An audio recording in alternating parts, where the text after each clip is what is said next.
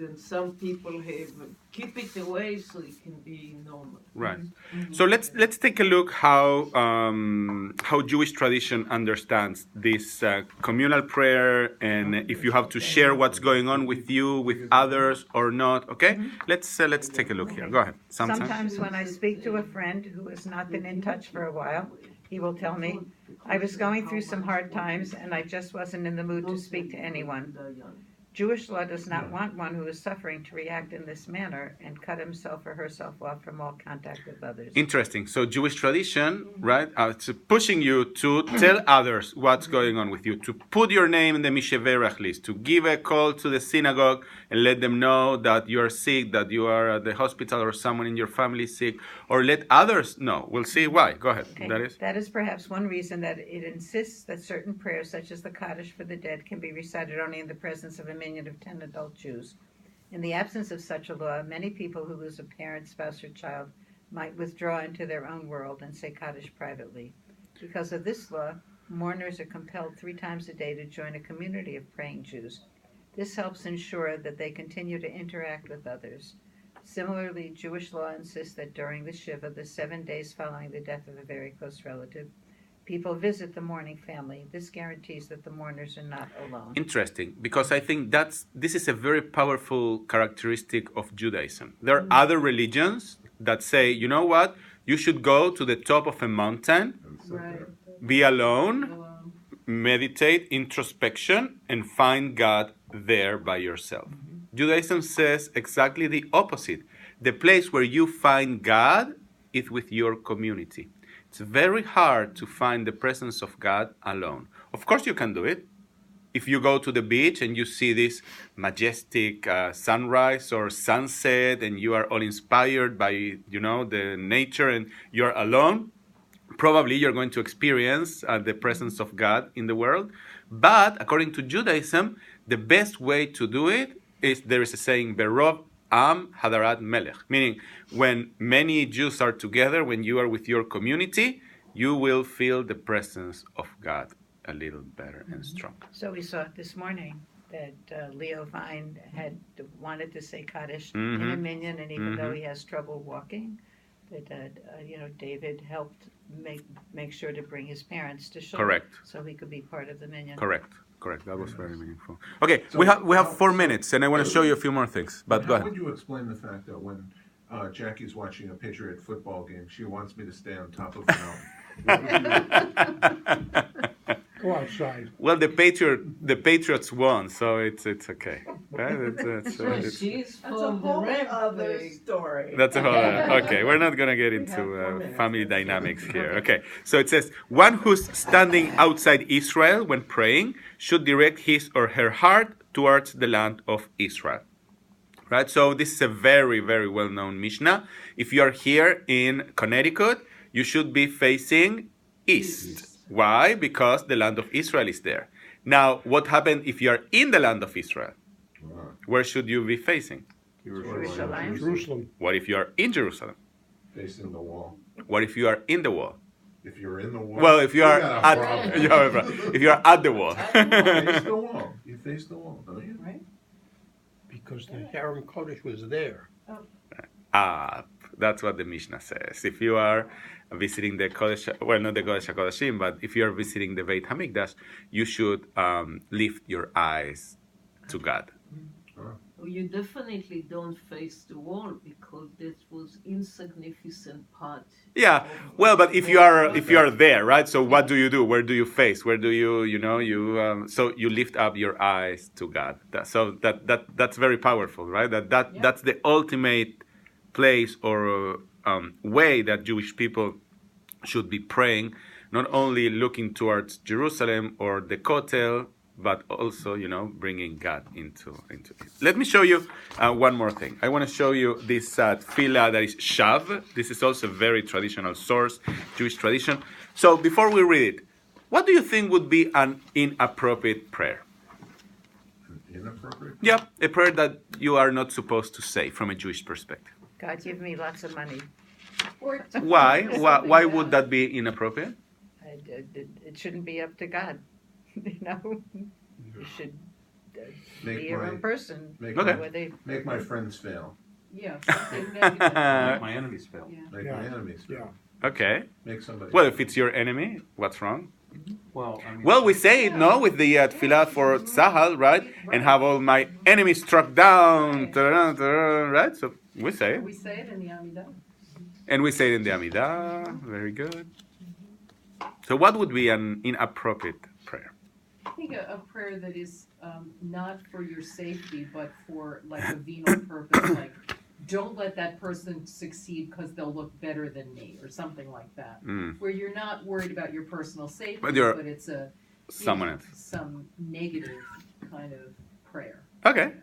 Okay, let's take a look, and we're going to conclude. So it says here, to page 368 on the top, also from the Babylonian from the Talmud. to petition 360. God regarding events that have already happened is to utter a vain prayer.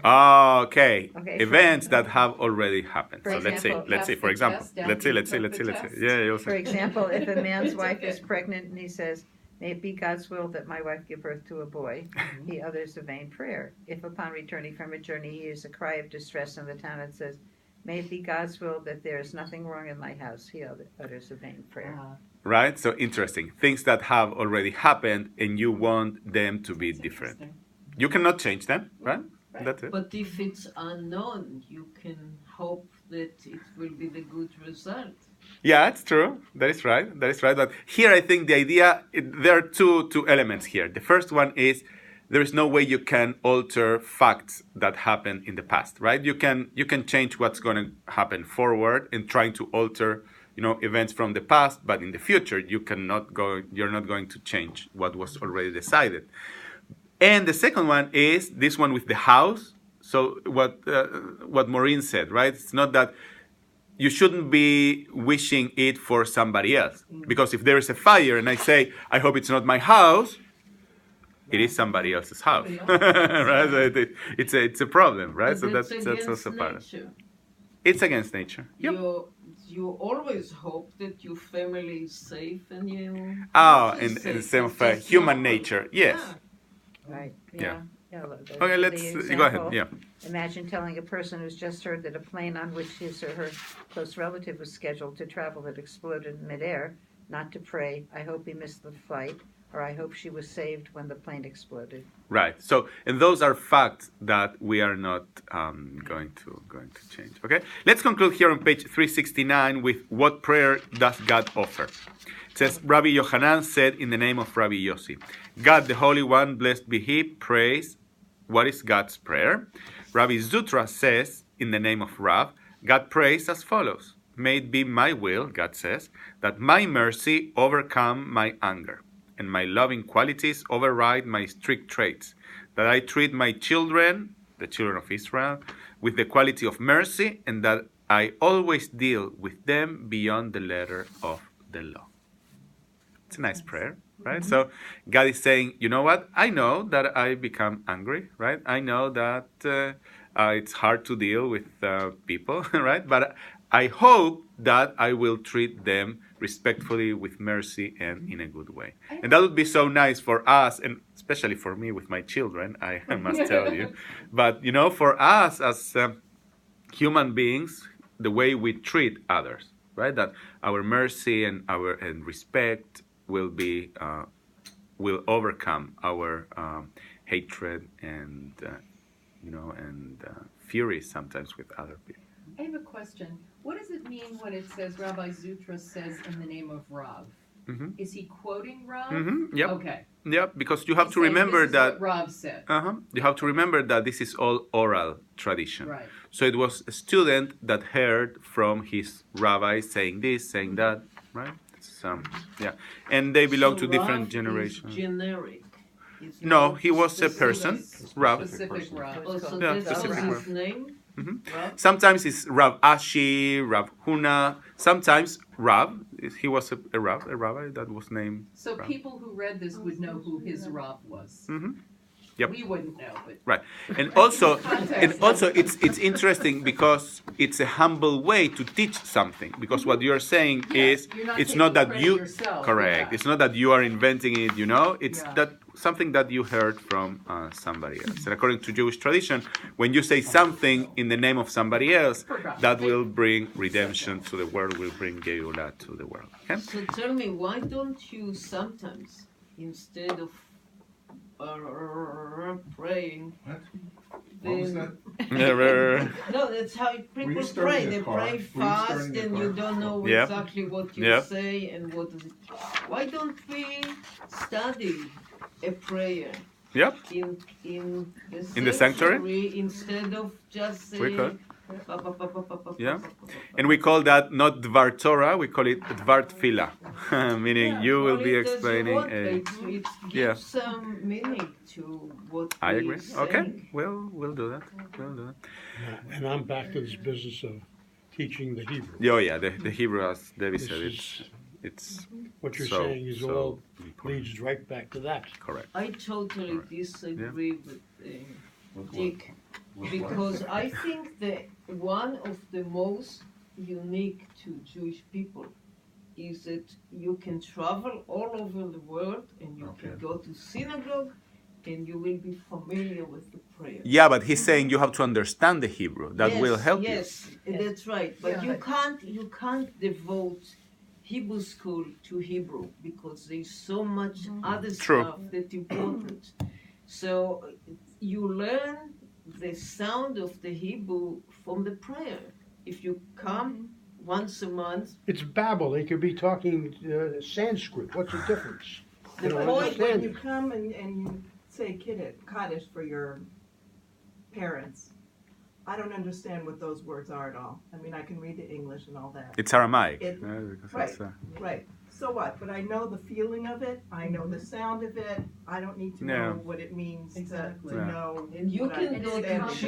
Chile, I mean, you can Yeah. go to Understanding it France helps, I think, and go but to synagogue and Yeah. not.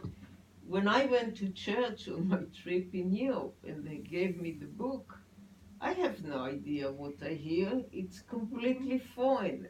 And if I go to temple, and I don't go often, I'm not faithful. It sounds familiar. yes. And Yeah. I know my secular friends sometimes come to synagogue and they don't feel alienated.